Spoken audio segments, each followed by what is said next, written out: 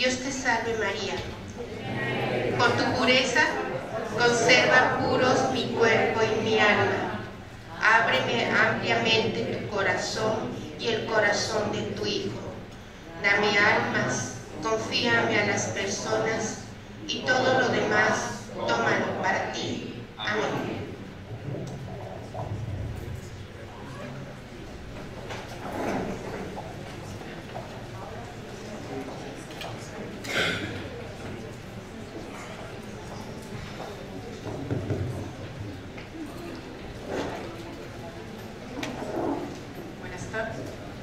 Buenas tardes.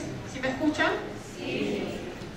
Hoy de tarde damos la bienvenida a Felipe y Cuchi Gallardo, que vienen de México, y al padre Conejo.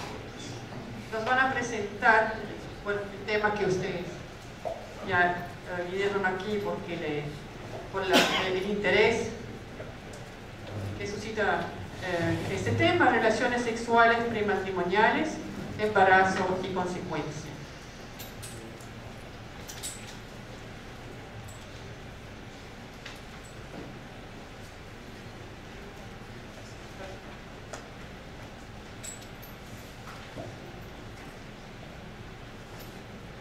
El padre José Luis Correa es miembro de los padres de Schoenstatt desde el 2011, pertenece al Consejo de la Provincia Pentecostés. Nació en Santiago de Chile y estudió en el Colegio Notre Dame y filosofía en la Pontificia Universidad Católica. En Alemania estudió teología en la Universidad de Münster, donde obtuvo su posgrado en teología dogmática. Fue ordenado sacerdote en abril de 1991 y ha trabajado como sacerdote en Santiago y Concepción, realizando su labor pastoral fundamentalmente con jóvenes, siendo capellán de varios colegios, actualmente Colegio Mariano de Schoenstatt y el Colegio de Ursulinas, y de universidades, la Universidad del Desarrollo. Es asesor de la rama de sacerdotes diocesanos de Schoenstatt en Chile y Perú, y es encargado de la fundación y formación de la Federación de Sacerdotes Diocesanos en Chile, Perú y Cuba. Es predicador de retiros anuales para presbiterios de distintas diócesis. Fue vicario cooperador en la parroquia Nuestra Señora de los Dolores en Santiago y es miembro del Consejo Presbiterio de esa arquidiócesis. Colaboró en la clausura del año sacerdotal en Roma junto a la Congregación para el Clero. En Concepción fue jefe del Departamento de Pastoral Universitaria y miembro de la Comisión Nacional de Pastoral Universitaria de la Conferencia Episcopal de Chile por 10 años. Docente en el ITEPAL, es decir, el Instituto Teológico Pastoral de América Latina, en el Diplomado de Pastoral Universitaria y en distintas universidades en Chile, entre otras la Católica de la Santísima Concepción, del Desarrollo y de San Sebastián. Fue asesor nacional de Schoenstatt en Perú por casi 20 años. En la actualidad es el asesor nacional del movimiento en Costa Rica y con la hermana Elizabeth Parodi es el coordinador continental del movimiento en América y miembro del equipo asesor de CELAM en materias de movimientos eclesiales. Encargado de la fundación y formación de la Federación de Familias de Schoenstatt de Costa Rica. Y también es autor de varios libros.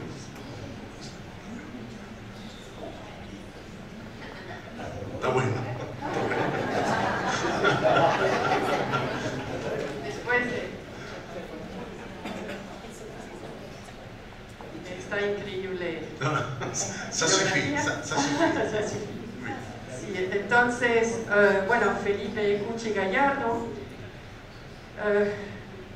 Cuchi Gallardo es licenciada en Filosofía y Filosofía Cristiana y diplomada en Teología. Felipe Gallardo es licenciado en Administración de Empresas, diplomado en Alta Dirección de Empresas y pasante de máster en Educación, con especialidad en Innovación Educativa. Y como matrimonio entraron a Schoenstatt en 1992 y pertenecen en este momento en el cuarto curso de federación. Han sido jefes de rama, jefes del fortalecimiento, jefes de grupo y jefes del cuarto curso de federación. Actualmente dirigen un grupo de matrimonios de la rama, dan cursos prematrimoniales dentro de Schoenstatt y en las parroquias, son ministros extraordinarios de la comunión. Felipe forma parte del patronato del Santuario Maravillas de María. Cuchi participa en el grupo de Sion y participan como representantes de Schoenstatt ante la diócesis y forman parte del decanato que agrupa 10 personas de la ciudad. De 10 parroquias. Participan activamente en el fortalecimiento matrimonial de Schoenstatt. Iniciaron el fortalecimiento en San Luis Potosí y lo han llevado a Costa Rica, a Concepción en Chile, a Santiago, a Alemania, a México, en Guadalajara y Aguascalientes, y a la fecha han vivido más de 30 fortalecimientos matrimoniales. Desarrollan y han impartido un taller para matrimonios orientado para parejas sin más requisitos que el que vivan juntos. Le damos ahora la palabra.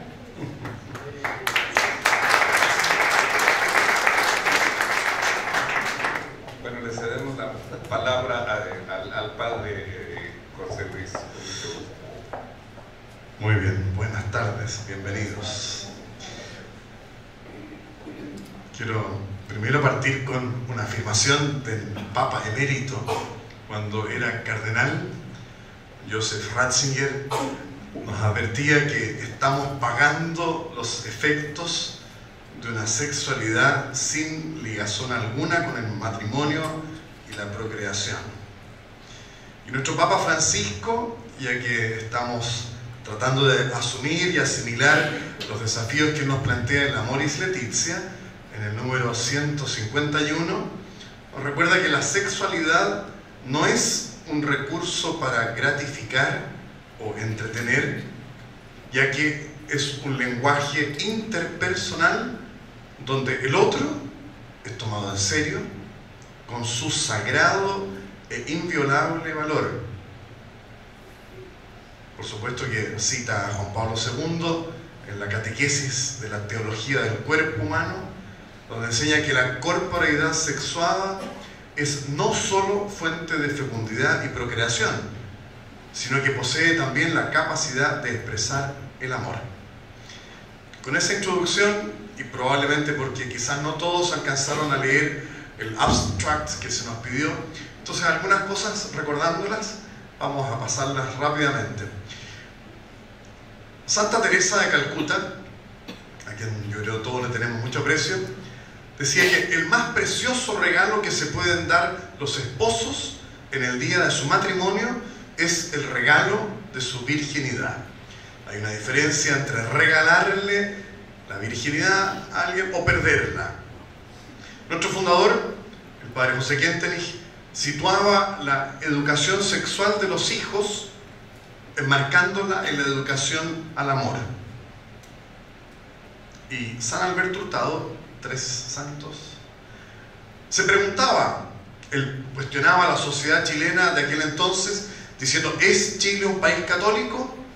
Hoy día probablemente la respuesta sería claramente cada vez menos o definitivamente no, pero en aquel entonces la mayoría de los chilenos sí nos declarábamos católicos. Y él se preguntaba también: ¿la castidad es posible? Y respondía: sí, pero solo al precio de sacrificios. Quien no quiera afrontarlos, los sacrificios, no tendrá la dicha de ser plenamente un hombre. Frente a las relaciones sexuales prematrimoniales, tenemos que tener, ustedes como papás, mamás, hermanas, asesores, asesoras, argumentos sólidos para que los jóvenes las posterguen y reserven su vida sexual activa para el matrimonio.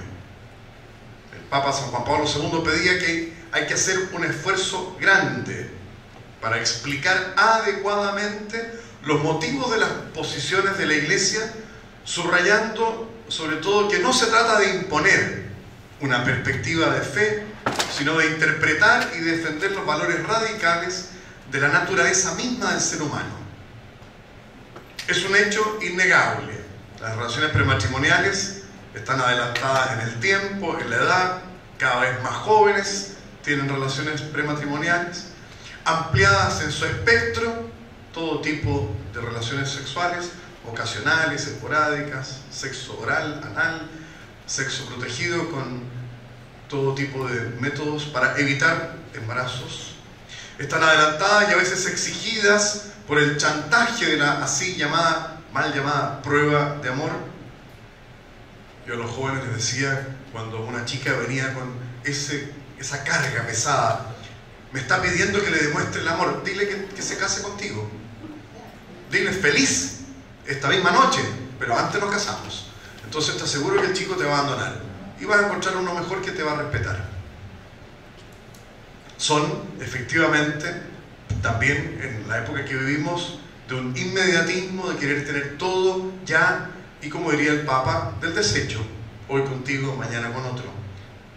Vivimos en un ambiente, lo sabemos, hipererotizado, donde prolifera por todos lados la pornografía, un mundo hedonista, donde se busca solo la satisfacción del placer y del deseo.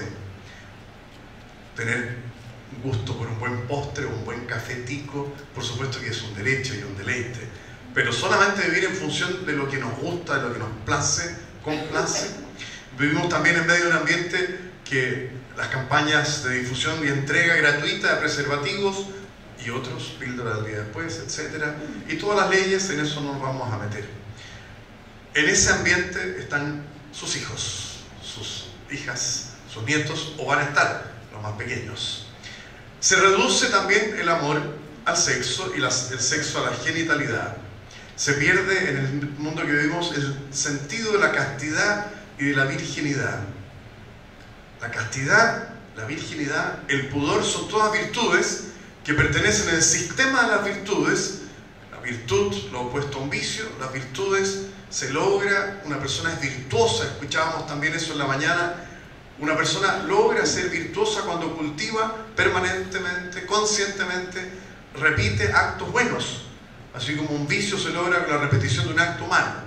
Bueno, una persona virtuosa en el pudor, en la castidad, en la virginidad, es porque se ha ejercitado en esos pequeños gestos, en esas pequeñas virtudes, para poder cultivar la gran virtud, en este caso, de la virginidad. Pertenece a la templanza, y eso es algo del ser humano, eso no es religioso, eso es simplemente porque está en la capacidad del ser humano ser justo, ejercitar la templanza, también entonces con el uso, en este caso, y no el abuso o el mal uso de la sexualidad. Nosotros creemos en la Iglesia, como el Padre Humberto bien lo decía en la mañana, no cambiamos nada de la doctrina, ni en la Iglesia del Papa Francisco, ni tampoco en Schoenstatt. Lo nuestro va en el ámbito de la pastoral y de la pedagogía. Bueno, ¿por qué no entonces?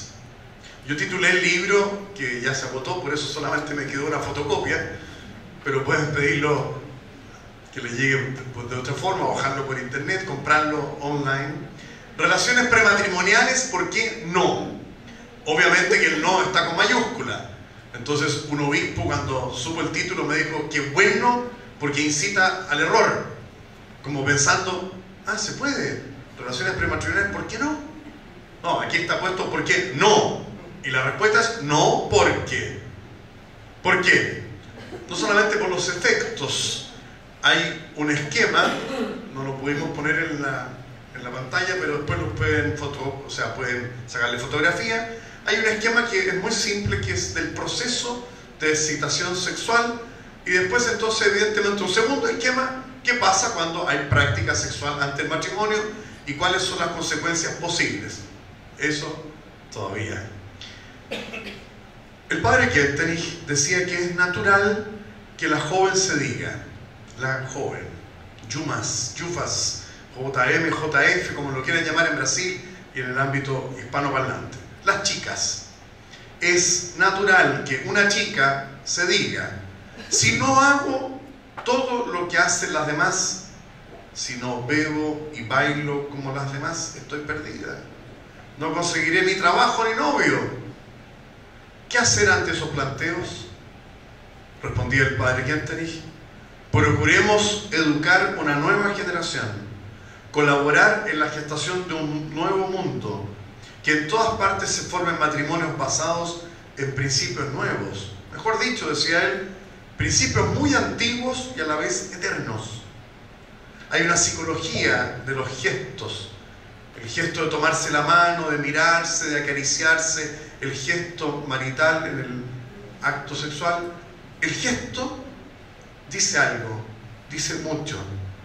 Un solo ser, eso es bíblico del Génesis, será una sola carne. Y por eso los que son una sola carne no solamente están expresándose la unión, sino que también la pertenencia mutua. Eso no se da en una relación que de suyo no es definitiva.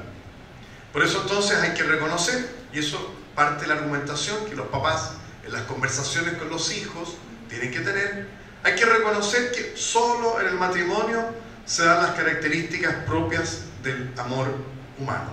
Primero, la unidad. Por supuesto, los enamorados, los novios, quieren estar juntos.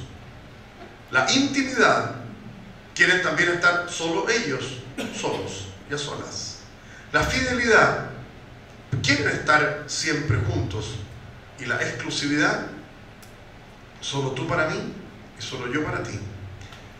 Pero hay dimensiones que quedan a priori excluidas. La procreación, siempre, normalmente en una relación prematrimonial, esa se excluye por cualquier vía, o píldoras o profilácticos. Entonces no se da la dimensión de la trascendencia, solamente queda en la dimensión de la unidad. ¿Sí? Tenemos todo lo anterior, pero queda en nosotros, queda cerrada algo que pertenece de suyo a la relación sexual entre un hombre y una mujer. Podríamos abundar en otros argumentos psicológicos, sociológicos, datos bastante empíricos, cuántos de los que tienen práctica sexual, vida sexual activa ante el matrimonio, terminan casándose entre ellos y cuántos no. No vamos a entrar en la materia de evitar posibles contagios. Nosotros no trabajamos para evitar, sino que para educar a la virtud. ¿Qué dice la Iglesia? Porque nos vamos a meter pronto en la conversación y después esto lo pueden, con sus celulares, lo pueden perfectamente copiar. La Iglesia dice que son un pecado, parte del sexto mandamiento. Los actos con que los esposos se unen íntimamente entre sí son honestos y dignos, propios y exclusivos de los esposos, por la unión entre los que pertenecen el uno al otro y porque se abren a la posibilidad de una nueva vida. Consejos concretos que ustedes le pueden dar a sus hijos. El tomar en serio que la voluntad está en la naturaleza del ser humano. No querer tenerlas. Supone estar convencido de ello. Si yo quiero llegar virgen al matrimonio y si le quiero entregar la virginidad, regalar a aquel o aquella con quien voy a compartir toda mi vida, entonces es un acto también de la firme voluntad. Reconocer el funcionamiento biológico y psicológico de la sexualidad. Lo que hablábamos del proceso de excitación sexual. Hay un hasta dónde llegar, hasta dónde manifestar el cariño, sobre todo las caricias. De ahí para allá, cuando se transgrede ese umbral, entonces es irreversible el proceso. No es como en las películas que alguien arroja algo y yo puedo entonces volver a que vuelva a la mesa. Esto es irreversible, es autónomo. Eso hay que enseñárselos que así funciona. Reconocer que todos los noviazgos están expuestos a esa tentación. Las tentaciones no están solamente allí para que nos asustemos frente a ella, lo que decía el padre Humberto en la mañana, más bien asombrarse que no han ido más allá, gracias a Dios. Pero que todos están expuestos, nadie es de fierro ni de palo, todos somos de carne y hueso. No temer tanto al pecado, sino que más bien amar la virtud de la pureza, de la castidad y del pudor. Ustedes tienen que enseñarle a sus hijos lo que corresponde mostrar y lo que corresponde ocultar. Ese es el pudor. Hay playas en Europa que son playas nudistas. Eso es impúdico, porque hay partes del cuerpo que no se muestran a nadie. Ustedes tienen que educar a sus hijos e hijas en el pudor desde pequeños, desde cómo los bañan, los asean, cómo los visten, cuándo y dónde se visten o desvisten o cambian ropa, como ustedes también eso lo practican. Y no es evidente, porque pensamos que no nos pasa o no les pasa nada. Optar por la abstinencia, renunciar, no es reprimir, sino que es postergar. Informarse y participar en buenos talleres sobre la vida afectiva y sexual. Otros movimientos tienen lo que llaman el voto a los jóvenes, los hacen optar por la opción B, virginidad. Es otra modalidad, no es la nuestra. La nuestra es acompañar, es educar, no es llevar a que hagan un voto. En Schoenstatt no tenemos votos, ni las hermanas, ni los padres, ninguno de los institutos. Tenemos otra forma, respetamos a las comunidades tradicionales que los tienen. El padre no quería eso. A título personal uno puede tenerlo, pero no es lo propio nuestro. Hablar de estos temas, hablar a tiempo, papá con hijo, mamá con hija, revisar su estilo de vida matrimonial y familiar, sobre todo a la luz de lo que el padre llama las torres protectoras de la pureza.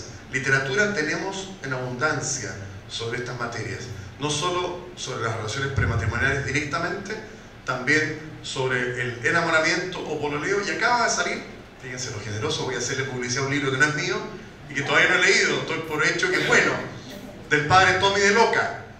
Me encantó el título, Sexualidad 2.0, sexualidad por y para jóvenes. El clásico libro mío se llama Pololear, cómo, con quién y cuándo. Y si partimos rezando la oración de nuestro fundador, es porque creemos en el poder de la oración. Rezarla a ustedes y enseñársela a rezar a sus hijos e hijas. Efectivamente, la Virgen, entre las vírgenes, se va a encargar de ayudarnos en la educación de la virginidad, de la pureza, de la castidad y del pudor de nuestros hijos. Dejo a Cuchi y a Felipe en la parte más práctica todavía.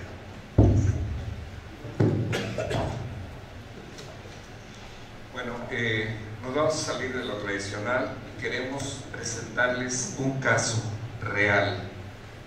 ¿Se escucha bien? Un caso real para que lo estudien y para que vean que puedan dar respuesta a una serie de preguntas que están ahí. Les explico brevemente qué es un caso. Con el término caso se define a una descripción narrativa de una situación de la vida real, a un hecho real, incidente o suceso que envuelva una o más decisiones. El caso presenta toda la información básica apropiada que conduzca a la decisión o decisiones. Cuando ustedes vean el caso, cuando lo leamos, por favor aténganse a los hechos que están en el caso. De situaciones de la vida real pueden suceder muchísimas otras cosas. Lo único relevante para el estudio de este caso es lo que está escrito en el caso. Entonces lo vamos a leer cuchillo, pero les vamos a repartir antes para que puedan ustedes seguir la lectura y en su caso hacer anotaciones o subrayar lo que quieran para posteriormente hacer el estudio del caso. Luego les decimos cómo se juntan para formar grupitos, pero sí es bien importante que no fantasemos, porque puede haber tantas variaciones como personas estamos aquí y entonces el objetivo se pierde. ¿Sí? Es importante que nos ubiquemos a los hechos, nada más, a lo que se menciona. Para que puedan seguir la lectura, la podamos seguir todos juntos.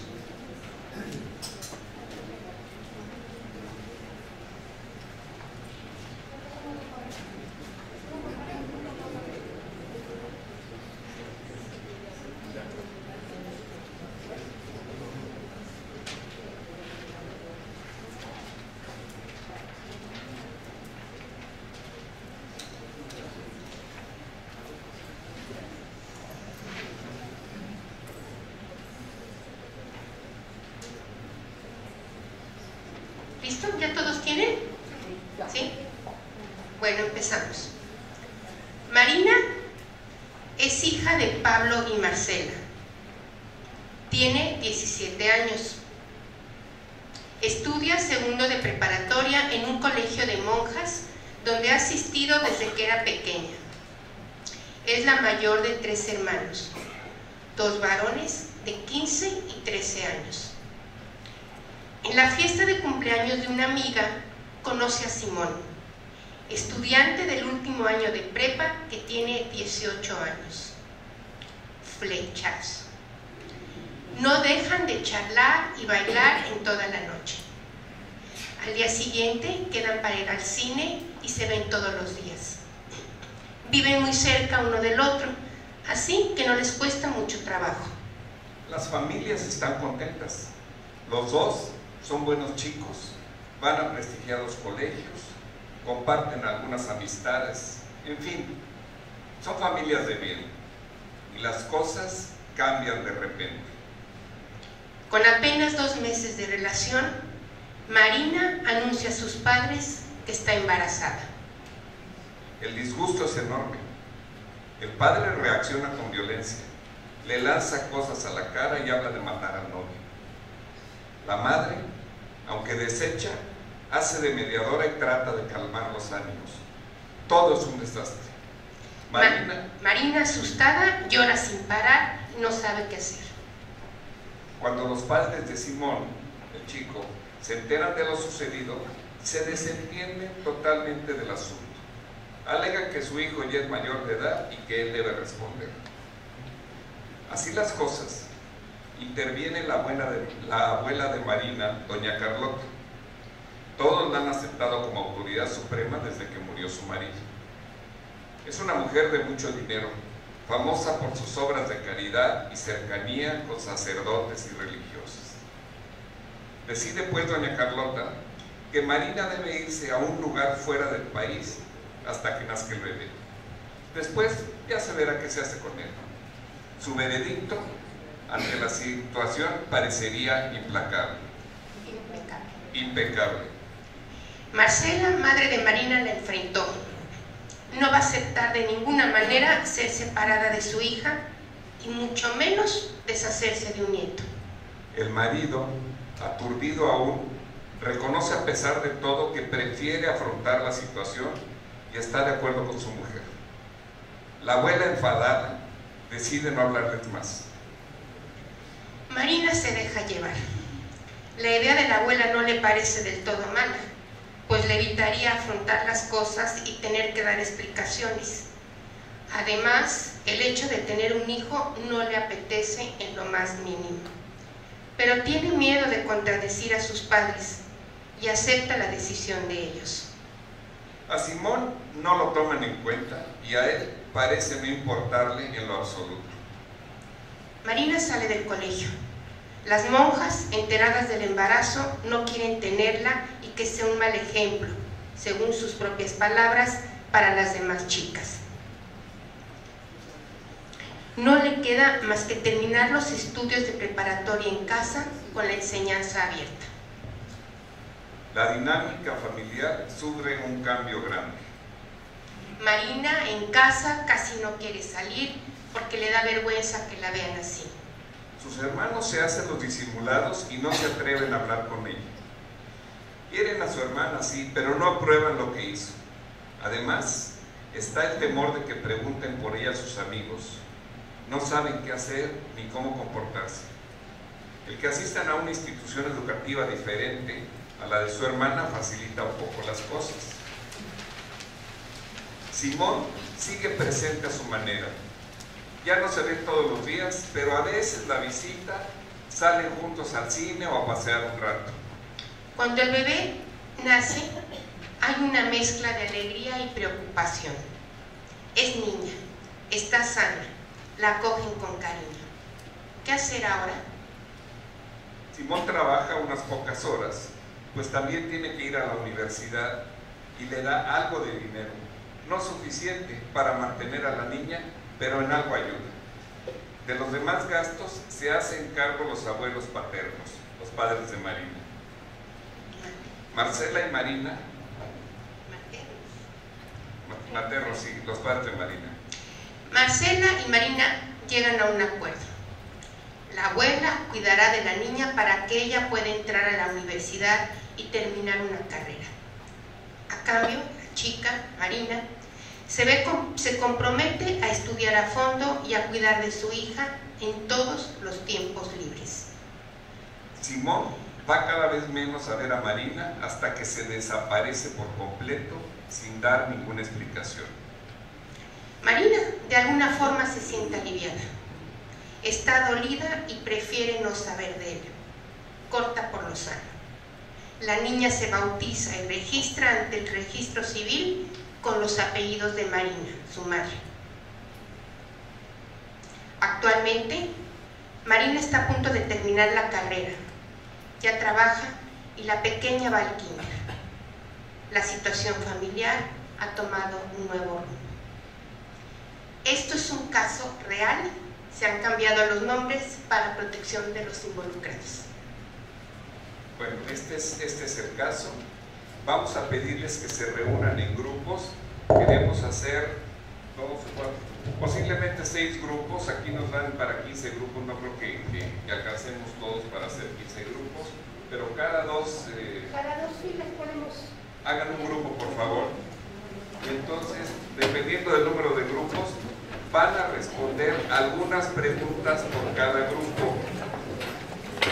La tercera o la última pregunta que le corresponde a cada grupo es la pregunta del Congreso. ¿Cuáles son los desafíos frente a este tema y qué proponemos para el futuro, para ser familias en salida? Esto es muy importante.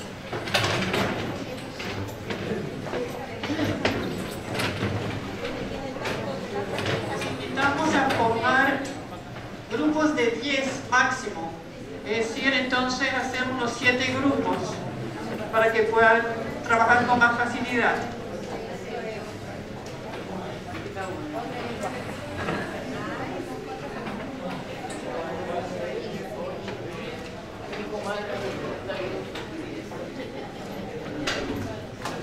A ver, voy a nombrar los grupos. Este es grupo 1, grupo 2, grupo 3, grupo 4, grupo 5 y grupo 6. Los grupos 1 y 2 responden a las preguntas que se indica, dice grupo 1 al 5. Los grupos 3 y 4 responderán a las preguntas que están para los grupos del 6 al 10. Y los grupos 5 y 6 responderán las preguntas que están indicadas para los grupos 7 y 15. Esto lo hacemos así porque de otra manera sería muy difícil el poder responder todas las preguntas. El 6, el último.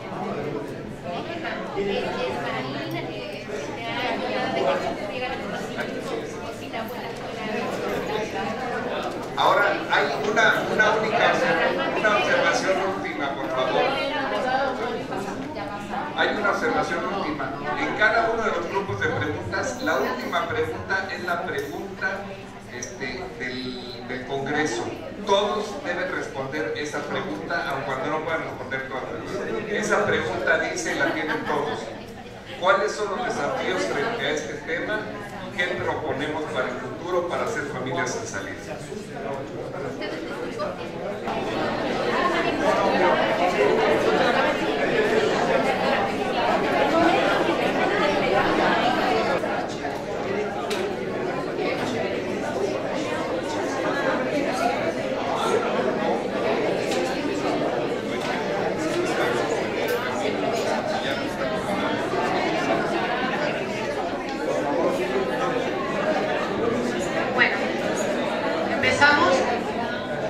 La primera pregunta era, ¿estaban enamorados Marina y Simón? Nuestro grupo... Vamos a escuchar. Silencio, por favor. Vamos a escuchar todos.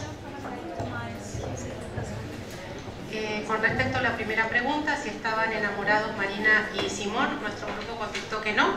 En tan poco tiempo consideramos que no hubo el tiempo para poder lograr ese amor. Podrían gustarse, pero no consideramos que estaban enamorados. En la segunda, al enterarse del embarazo, consideras natural la reacción del padre de Marina. Consideramos que no, que la reacción del padre de Marina fue una reacción desmedida. Con respecto a la reacción de la madre, consideramos que es una reacción más natural, trató de ser racional, conciliadora y lo más equilibrada que pudo. Con respecto a la de la abuela, tampoco consideramos que es una reacción natural, ya que promueve la apariencia, el ocultamiento y la mentira.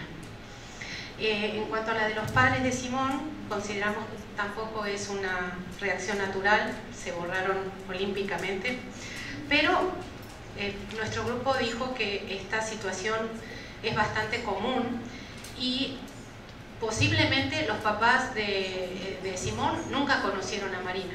En un mes y medio hasta que quedó embarazada, no sé si tuvo tiempo de presentarla formalmente en la casa. Podría ser. No es un justificativo, pero podría ser. En cuanto a los desafíos frente al tema y qué proponemos para el futuro, nuestro grupo consideró que el principal desafío es educar a nuestros hijos para que ellos elijan voluntariamente llegar vírgenes al matrimonio. Nos hemos propuesto algunas cosas, sobre todo trabajar para recobrar el valor de la virginidad y el pudor. Educar, nos pareció a nuestro grupo muy importante educar a nuestros hijos varones para que no solo valoren la virginidad de la mujer, sino la virginidad propia del hombre, y enseñarles sobre todo el respeto a las mujeres. Y algo que tenemos que trabajar muchísimo como papás es el recuperar esos espacios de diálogo con nuestros hijos, que ahora ha sido tomado por el tema anterior, el aislamiento digital, que fue una charla maravillosa. Y nosotros a veces, por nuestra propia comodidad, por nosotros están también en ese aislamiento digital, hemos también colaborado en disminuir nuestros espacios de diálogo con nuestros hijos.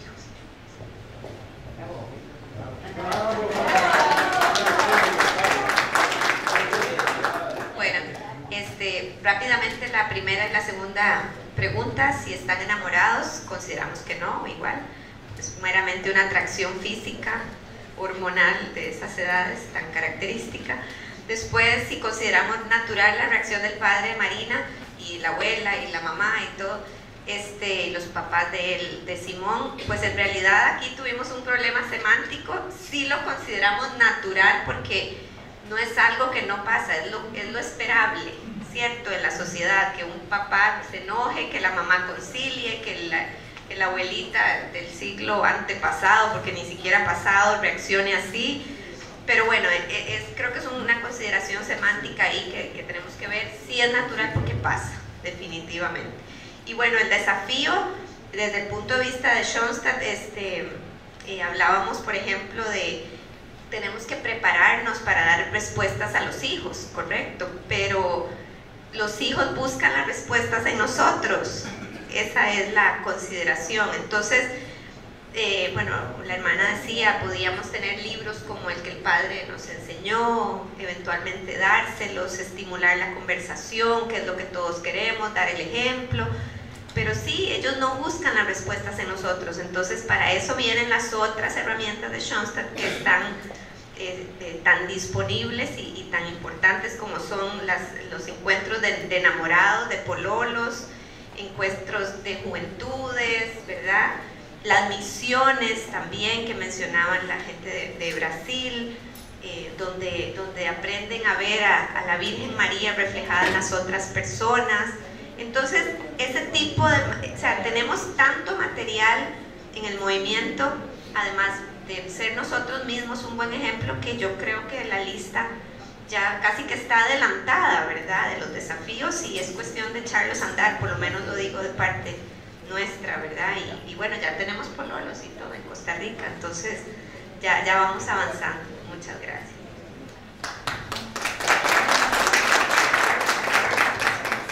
Buenas. nuestras preguntas. ¿Qué haríamos como padres o madres de los muchachos en la misma situación? En lo que coincidimos en el grupo es en no enviarles afuera, no obligarlos a casarse, buscar de alguna manera algún vínculo con los padres del chico, en síntesis buscar una mayor integración entre las dos familias. La siguiente pregunta: ¿se podría haber evitado esta situación?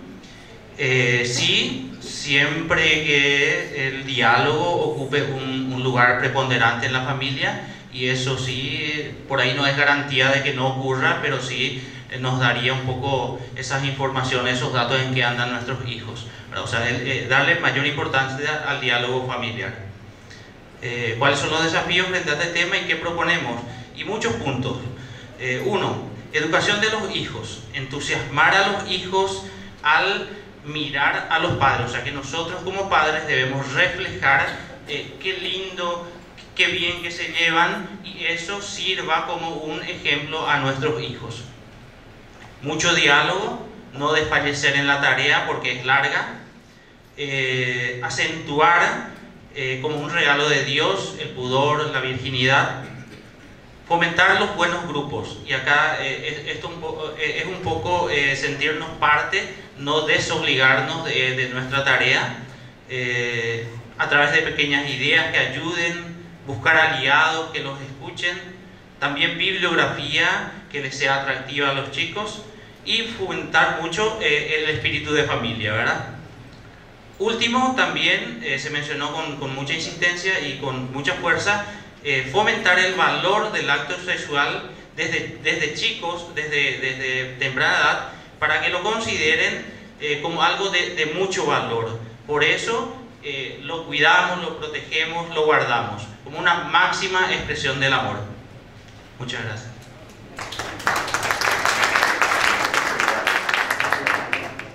Gracias. Frente a las mismas preguntas,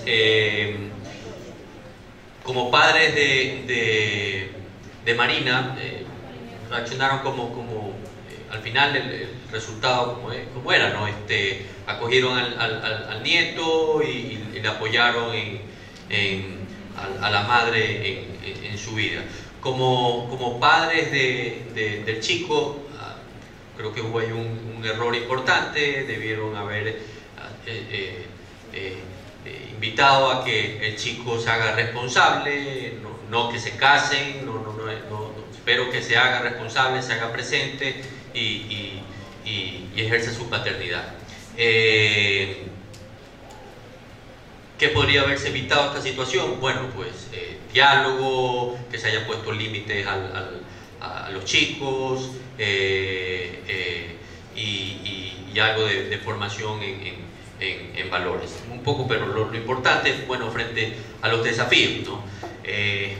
Y un poco lo que se vive hoy en día, ¿no? Que tienes una sociedad donde los jóvenes no es que están erotizados, están hiper erotizados frente y producto de decisiones nosotros, sus padres, ¿no? A las niñas las empezamos a vestir como mujeres mayores desde temprana edad, que es la moda, y vas quemando etapas. Los niños les damos acceso a tecnología, que empiezan a ver pornografía antes de los 10 años y todavía no producen ni esperma, ya están viendo pornografía. Entonces llegan a una adolescencia, como les digo, hiper erotizados, en que no es que bailan como bailábamos nosotros, sino que ahora es se tocan y entonces llegar a tener relaciones prematrimoniales es lo lógico frente a esa situación. O sea, no tenerlo sería normal ya. O sea, entonces los llevan a esa situación. Por eso hay que trabajar muchísimo.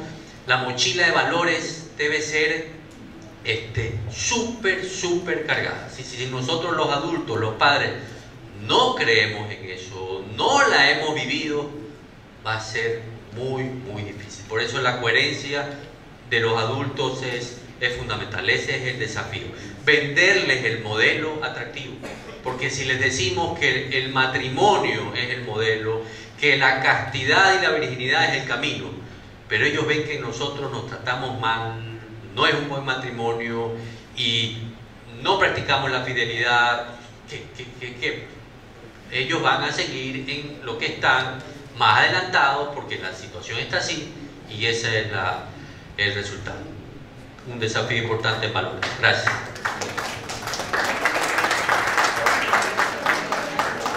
Por el tiempo voy a tratar de ser lo más sintético posible.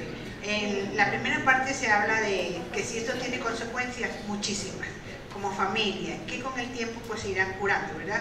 Primero hay una alteración en el ritmo de la vida familiar, luego hay un cambio de rol, la pobre abuela le toca ser mamá nuevamente y eso a veces cuesta, el niño carece de la presencia de su papá, ¿ya? El chico se vuelve hasta cierto punto irresponsable, no asume mucho la paternidad del niño, o sea, el chico y el niño.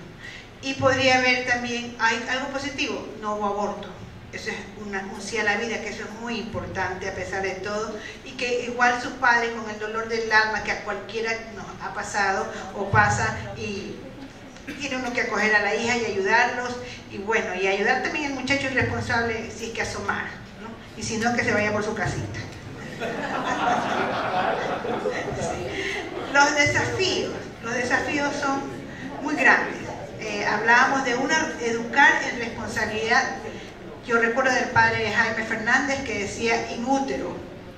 O sea, cómo nosotros educamos desde que le damos al caramelito al bebé para que no llore. Entonces, le damos el caramelito para que no llore, después el niño quiere un juguetito porque se lo merece o no se lo merece, aumentamos los regalos, siempre estamos llenando de cosas a los hijos y eso es una pésima formación, porque el día de mañana tiene que exigirle a la niña o la niña le exige al varón, porque esa es una realidad de ahora, ¿no? Un diálogo con los padres.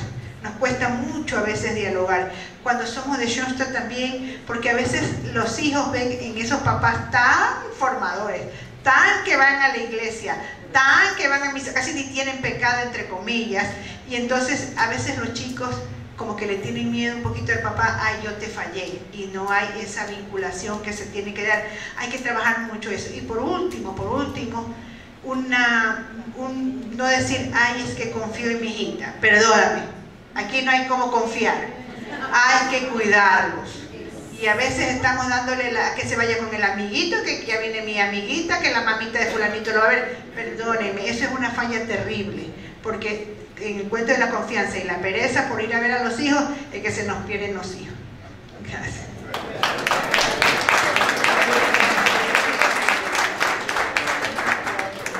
Tenemos la misma pregunta, las consecuencias son básicamente iguales. Rápidamente, hay consecuencias psicológicas del fracaso, se salta una etapa de la vida, Marina, cambian los planes de toda la familia, gracias a Dios afrontan la situación, el embarazo se da, hay mucho dolor, vergüenza, hay un hijo sin padre, madre sin apoyo, falta la madurez de alguna u otra manera en una niña de 17 años, se sobreexige a Marina, tiene que ser estudiante, tiene que ser madre. Gracias a Dios no hubo aborto, o no se dio en todo caso, entonces fue un sí a la vida también. Hubo una realidad económica de parte de los padres y una realidad que pudo la abuela asistir y volver a ser madre, y Marina pudo seguir avanzando con su vida. Simón también es parte al principio, pero después ya desaparece, presente a su manera, ¿verdad? Incluso la niña no es bautizada con los apellidos de Simón. Nos vamos a los desafíos. Aquí es donde tenemos que actuar y ahora, con tiempo. La primera propuesta es talleres con formación a la castidad y la pureza dentro de nuestros grupos matrimoniales. ¿Cómo creamos esa conciencia? Porque nos puede ocurrir, de hecho un matrimonio que estuvo con nosotros le ocurrió, estuvo allí en su realidad, hace un año tuvo una hija de 17 años y tuvo un embarazo, canceló su viaje a Canadá que estaba planificado, el chico tenía 18 años y ellos de alguna u otra manera acogieron, asumieron, están acompañando este proceso, pero lo vivimos, la historia que nos dieron la vivimos en nuestro propio grupo un año atrás.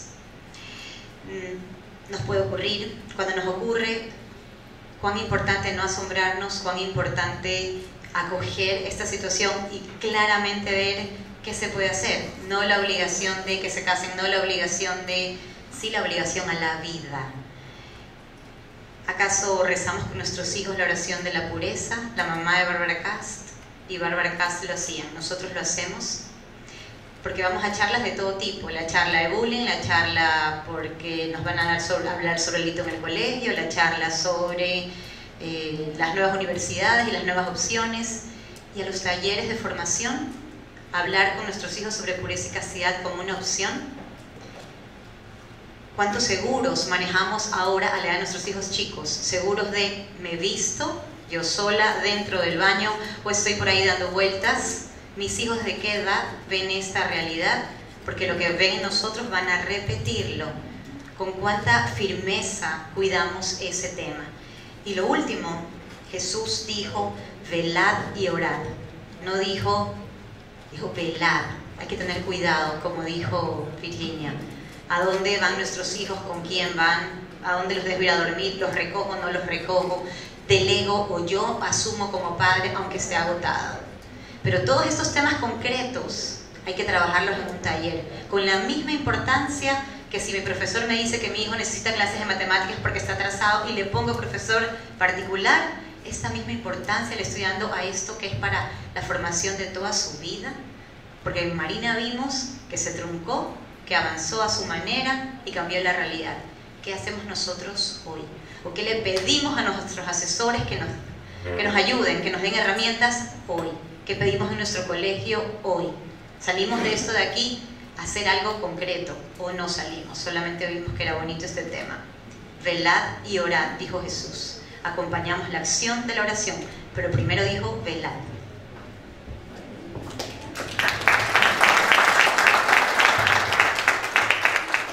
Muchas gracias a todos por un trabajo bien hecho. Ahora queremos pedirle al padre José Luis Correa que por favor nos dé algunas conclusiones Bueno, la mejor recomendación, compren el libro. Como no está, mándenlo a pedir. Gracias por el trabajo que hicieron en los grupos. No se puede incluir todo, pero sí decir 2 o 3 cosas. Primera, creo que todos coinciden en que evidentemente nunca hay que proponer, menos imponer, un matrimonio apurado. Hay excepciones, todos conocemos, o muchos conocemos excepciones, que la carga se arregla en el camino, pero son excepciones. ¿Entienden portugués? ¿Ven?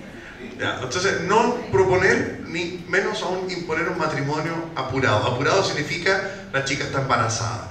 Mejor dejen que nazca esa criatura. Todos coincidimos en que gracias a Dios no hubo aborto. Esa tentación muchas veces se pasa por la mente de la chica, a veces pasa por la mente del papá de la chica o de todos el entorno. Primero, sí a la vida. Segundo, no al matrimonio apurado. No es recomendable porque falta libertad. Excepciones son excepciones. Educación sexual, como dijimos al comienzo, de los hijos, enmarcada, protegida en un sistema de la educación al verdadero y duradero amor. Al verdadero amor, que no es solamente una cosa del sentimiento, de la emoción, sino que requiere ser purificado. Implica, como dice el Papa, entrega, incluye e integra la dimensión sexual y afectiva. Los desafíos de la educación de los hijos, para que ellos, por supuesto, decidan libremente, pero con claridad, optar por la virginidad como el don más precioso, según lo que citábamos de Teresa Calcuta. Fomentar el diálogo. No puede ser que la educación en este ámbito tan delicado la ejerza menos aún el Estado, por ningún motivo. Y sabemos que hay una verdadera invasión de todos lados, en todos los países, no son solamente de un color o de otro político. Esto es una invasión con o sin teoría del género, eso es secundario. Pero aquí los estados no pueden sustraerle a los padres ni la iglesia el primer derecho y la primera obligación de la educación de sus hijos. Los primeros educadores de los hijos son sus padres, no es la iglesia ni menos aún el Estado. También entonces educarlos en este tema tan delicado. Cultivar eso que llama el Padre Quente, las torres protectoras de la pureza. Ustedes mismos lo mencionaron, el pudor, la vestimenta, etcétera, etcétera. La alegría, Un santo triste es un triste santo, o sea, no es santo, no es santo. Donde reina la tristeza, el padre fundador lo dice 1000 veces, entonces empiezan a aparecer otro tipo de cositas subterráneas. La alegría, sanas alegrías, cómo se divierten, cómo se entretienen en familia, sanas alegrías. Servicio generoso y desinteresado en las misiones, en voluntariados. El ombliguismo, cuando los jóvenes y los niños o la familia siempre se están mirando a sí mismos, eso genera otro vicio.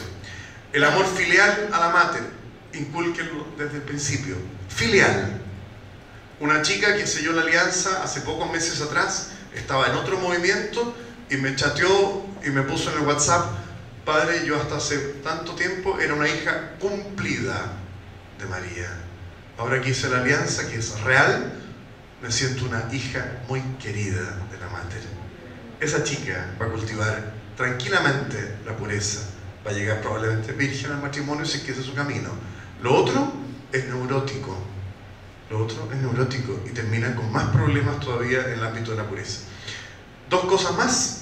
El padre Kentenich muchas veces toma de Mateo 5 la famosa bienaventuranza: bienaventurados los limpios, los puros de corazón, porque verán a Dios, y le invierte. Y dice, también se puede sostener: bienaventurados los que ven a Dios, contemplan a Dios en la adoración, en la meditación, en la vinculación al santuario, mirar a la mater, porque recibirán como don la pureza. Enseñarlos a eso, a mirar a Dios, a descubrir a Dios, a tener un trato filial, cargado de afecto al Señor Jesús y también a la Virgen María. San Alberto Hurtado, agrego a lo que dije antes, decía: la comunión eucarística virginiza las almas. O sea, también el contemplar al Señor, llevarlo un rato de rodillas, no ver pecado donde no lo hay, porque hay gente muy asustadiza. No todo es pecado, pero tampoco pecar de ingenuo. Me encantó lo que dijo la última ponente: no hay que pecar de ingenuo. Evidentemente estamos en un ambiente que no es propicio. Nosotros nadamos contra la corriente. En este ámbito nadamos contra un tsunami que se nos viene encima. Y hay que enseñar, no, como decía el padre Humberto Ambanter, a sobrevivir, a subsistir. Hay que enseñar a nadar, a surfear con las olas. Hay que enseñarles destrezas, cómo moverse, qué hacer y qué evitar. Ustedes dijeron cosas muy concretas: no desentenderse de los hijos. Hay que saber dónde están, no porque sean desconfiados, pero hay que ir a buscarlos, hay que saber qué amistades convienen, cuáles no. Predicar, por supuesto, siempre con el ejemplo. La oración a la mater, esa oración que es tan linda, que está propuesta hacia el Padre, récenla por sus hijos, pero récenla también con los hijos. Por y con los hijos. No solamente el Padre Nuestro, la María, la pequeña consagración. Dios te salve María, por tu pureza conserva puros mi alma, etc. Y tu alma y la de mis hijos y la de nosotros. Queridos papás, mamás, hermanas, asesores, hermanos, es un desafío enorme, y aquí se juega algo que es neurálgico porque es sensible. El demonio es muy astuto, muy astuto. Probablemente a nosotros nos va a hacer caer más en esta área que en otras, porque nosotros aquí tenemos como ejemplo la Inmaculada, tenemos a la Virgen María, le tenemos un afecto y un lugar especial a ella. Entonces, evidentemente que aquí, en nuestras familias, en nuestra juventud, tenemos que saber educarlos con mucha alegría, con mucha libertad interior, pero con mucha decisión firme. Y la resiliencia, como el padre Humberto nos recordaba en la mañana, si uno cae, el triunfo del demonio no es hacer caer, sino que es hacer que el caído no se levante. La resiliencia es: te puedes volver a poner de pie y siempre sigues siendo bienvenido, hayas hecho lo que hayas hecho. Sigue siendo mi hijo, sigue siendo miembro de la juventud, sigue siendo miembro de Schoenstatt, y te vamos a ayudar más todavía que a los que aparentemente van impecables por la vida.